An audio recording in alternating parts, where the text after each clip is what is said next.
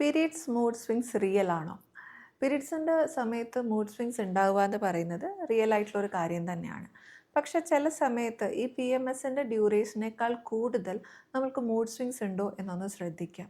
വേറെ ഒന്നിനേക്കും ബ്ലെയിം ചെയ്യാൻ പറ്റാത്തത് കൊണ്ട് അത് പീരിയഡ്സിലേക്ക് ബ്ലെയിം ചെയ്യാനുള്ളൊരു പ്രവണതയുണ്ടോ എന്നൊന്ന് ശ്രദ്ധിക്കാം. കാരണം എല്ലാ കാര്യങ്ങളും പീരിയഡ്സിലേക്ക് ബ്ലെയിം ചെയ്യുമ്പോൾ അത് നമ്മളുടെ ഫാമിലി മെമ്പേഴ്സിന് ഒരു ഡെഡ് എൻഡ് പോലെ ഫീൽ ചെയ്യും.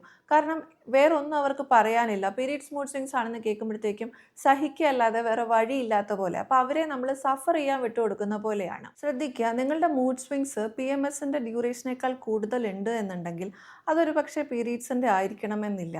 അൺഹീൽഡ് ആയിട്ടുള്ള ചൈൽഡ്ഹുഡോ അല്ലെങ്കിൽ എന്തെങ്കിലും ട്രോമാറ്റിക് ആയിട്ടുള്ള ഇവൻസോ കാരണവുമായിരിക്കാം. ഇത്തരം കാര്യങ്ങൾ നമ്മൾ കൃത്യസമയത്ത് അഡ്രസ്സ് ചെയ്തില്ല എന്നുണ്ടെങ്കിൽ നമ്മളുടെ ഫാമിലി മെമ്പേഴ്സാണ് അവിടെ സഫർ ചെയ്യുന്നത്.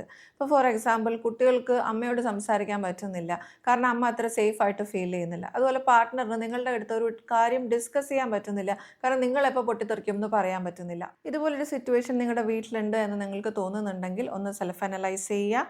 മെൻ്റൽ ഹെൽത്ത് സപ്പോർട്ട് പെട്ടെന്ന് എടുക്കുക. നമ്മളുടെ ഫാമിലി മെമ്പേഴ്സിനെ സഫർ ചെയ്യാൻ വിട്ടുകൊടുക്കാതിരിക്കുക.